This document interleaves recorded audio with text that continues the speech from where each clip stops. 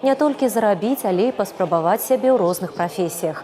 Такую магчымасць больш за 300 студэнтам прапануюць прадстаўнікі кадравых службаў 13 прадпрыемстваў і арганізацый горада.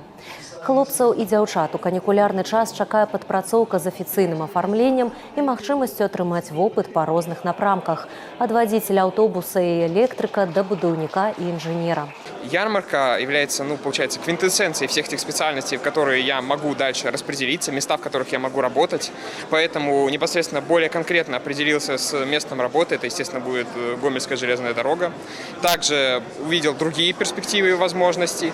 Естественно, ярмарка дала общий, так сказать, кругозор о моей специальности в будущем, о том, чем можно будет заниматься и в какие места можно будет распределиться. Это ярмарка вакансий, получается, учись и работай. В принципе, классное мероприятие для современной молодежи, которая хочет приобрести какую-то некую самостоятельность для себя.